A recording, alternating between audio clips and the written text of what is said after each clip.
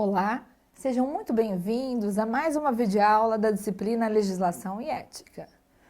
Nesta aula, vamos estudar as principais legislações especiais e imprescindíveis para que você tenha o melhor desempenho profissional possível.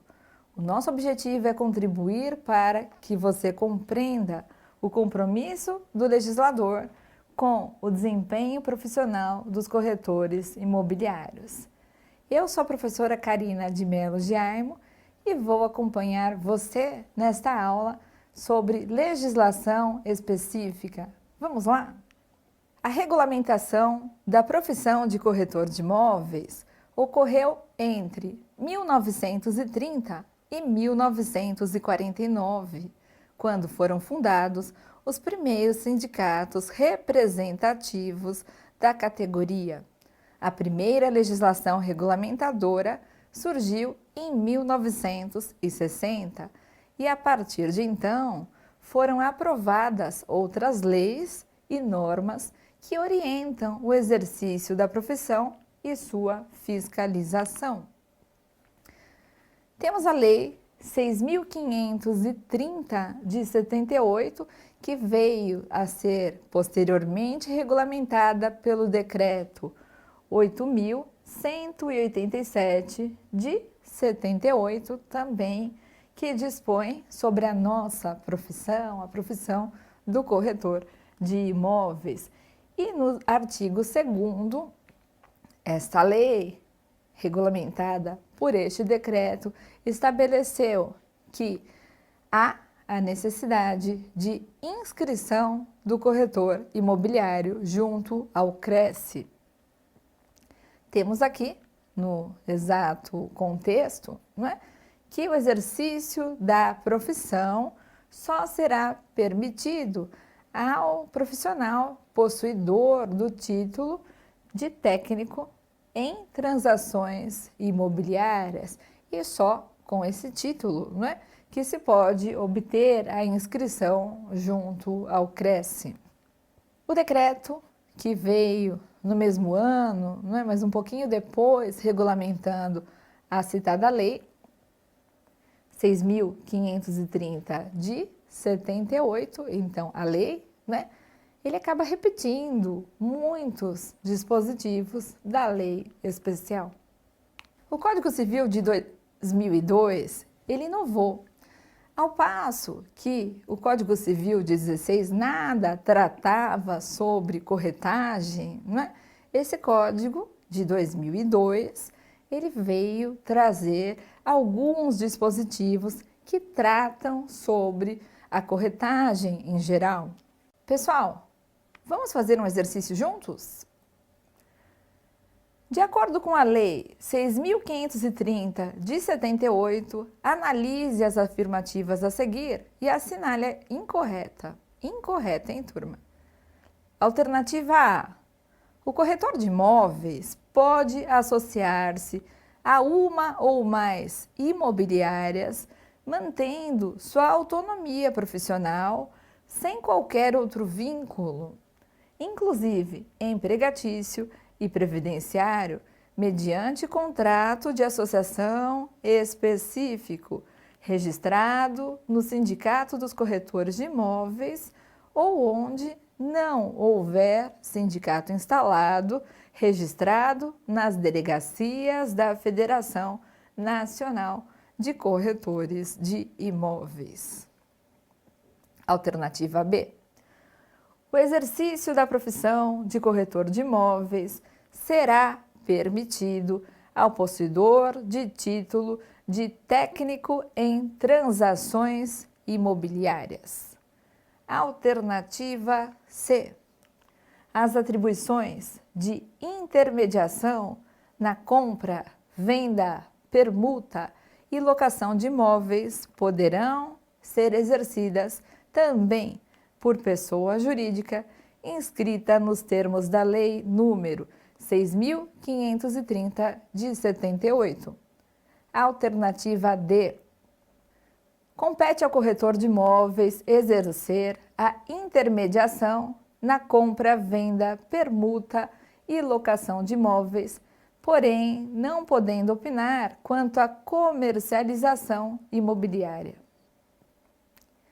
E a alternativa E, os conselhos federal e regionais serão administrados por uma diretoria eleita pelos seus membros. A diretoria será composta de um presidente, 2 vice-presidentes, 2 secretários e 2 tesoureiros. Junto aos conselhos federal e regionais, funcionará um conselho fiscal composto de 3 membros efetivos e suplentes eleitos dentre os seus membros. Vamos pensar? Tempo. E aí, turma? Qual é a alternativa incorreta? Vou fazer a leitura para você. É a alternativa D, que estabelece: compete ao corretor de imóveis exercer a intermediação na compra, venda, permuta e locação de imóveis, até aí tranquilo, sem nenhum problema, tudo correto, mas aqui se torna errada quando se afirma, não é? Porém, não podendo opinar quanto à comercialização imobiliária. Nós podemos sim opinar quanto à comercialização imobiliária, é por esta razão que está incorreta esta alternativa. Turma, agora eu vou apresentar para vocês um rol de resoluções em que há interesse da nossa categoria e que nós, durante aí o exercício profissional, podemos em algum momento ter a necessidade de ir buscar informações. São normas que foram editadas pelo nosso Conselho Federal. Então, são resoluções do COFES. Eu vou falando e dando algum destaque para vocês. A resolução número 5 de 78 estabelece as normas para o contrato padrão. A resolução 146 de 82 é o Código do Processo Disciplinar, né? Quando há um incurso em alguma infração disciplinar. A resolução 199 de 85 dispõe sobre os conselhos regionais, que vão fazer aí a fiscalização sobre o exercício profissional do corretor de imóveis e também trarão algumas orientações e aperfeiçoamento.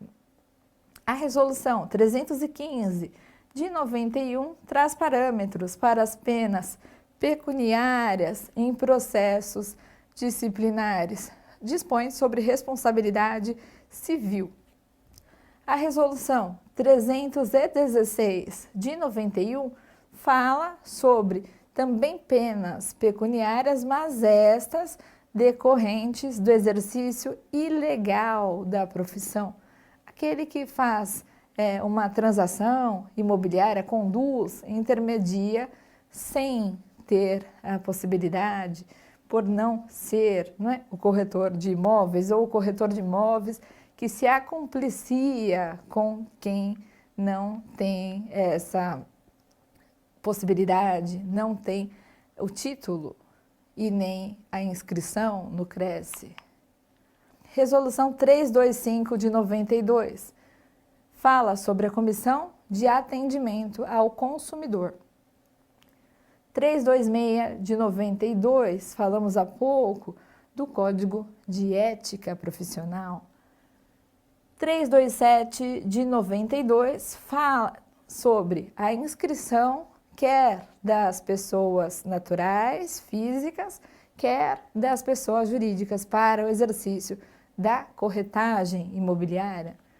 A resolução número 458 de 95 dispõe sobre os anúncios publicitários e ainda a resolução 492 de 96 estabelece a multa aplicável aos anúncios não autorizados.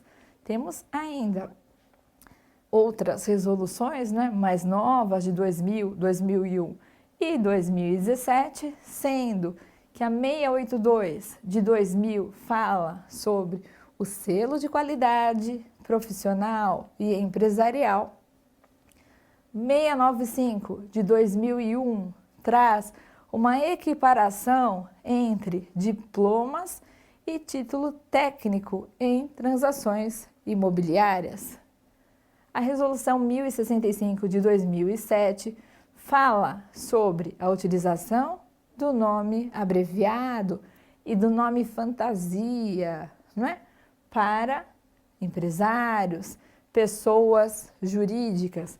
E, por fim, nós temos a 1066 de 2007, que traz a regulamentação do Cadastro Nacional de Avaliadores Imobiliários, o CNAE, para que se tenha a confecção do PETAM, não é? Parecer Técnico de Avaliação Mercadológica, e dá lá outras providências. Pessoal, vamos assistir um vídeo que trata sobre os 45 anos da regulamentação da nossa profissão? Vamos lá? Olá, boa noite a todos. Bem-vindos a mais uma palestra produzida pelo Cresce São Paulo. O nosso convidado de hoje é o advogado Igor Giraldi Faria. Boa noite, Igor, tudo bem? Boa noite, Cris, tudo jóia? Como vai? Eu estou bem, graças a Deus. Igor, eu vou apresentar você aqui para os nossos internautas. O Igor é graduado em Direito pelo Centro de Ensino Superior de Rondonópolis, Mato Grosso, advogado há mais de 20 anos, inscrito na Ordem dos Advogados de Mato Grosso e São Paulo, especialista em Direito Imobiliário e Processo Civil, CEO do escritório Igor Giraldi Advogados, fundado em 2002. Especialista em demandas sobre imóveis e processo civil. Atuou como tesoureiro da subsecção da Ordem dos Advogados de Mato Grosso e foi conselheiro estadual da Ordem do Mato Grosso, em 2016 e 2019. Também foi professor do curso de pós-graduação em Direito Imobiliário da Unic. É isso, Igor? Unic, Universidade de Cuiabá. Obrigada pela sua participação. Tem uma boa palestra e o tema hoje vai ser sobre corretor de imóveis, Lei 6.530/78, 45 anos de regulamentação da profissão, infrações ética e responsabilidade civil. Bom, essa palestra aqui vai ser direcionada a todos os corretores, como foi iniciada a profissão e qual é a responsabilidade do corretor de imóveis. Boa palestra e no final eu retomo com você, Igor. Muito obrigado, Cristiane. Bem-vindo a todos os corretores que estão aqui hoje, nos escutando mais uma vez. Agradecer aí o convite do Cresce de São Paulo, na pessoa do seu presidente, para a gente falar sobre essa importante lei aí, que na data de hoje, 12 de maio, ela completa 45 anos de existência. A Lei 6530, de 12 de maio de 1978. E o que essa lei, ela de fato, ela trouxe, né? Essa lei, ela regulamentou a profissão de corretor de imóveis, como também ela criou, né, a estrutura, né, do Conselho Federal dos Corretores de Imóveis, do COFES, e também criou os conselhos regionais, que a gente conhece que são os CRECES, Cresce de São Paulo, Cresce de Mato Grosso, Cresce de Minas Gerais, enfim. Então, essa lei, ela disciplina, né, o funcionamento desses órgãos de fiscalização, que é o COFES e o Cresce, que também, além de fiscalizar, ele defende, né, os interesses da classe dos corretores de imóveis. E também essa lei trouxe, né, a responsabilidade dos corretores, né, o que vocês, como corretores, estão obrigados a observar quando estão atuando.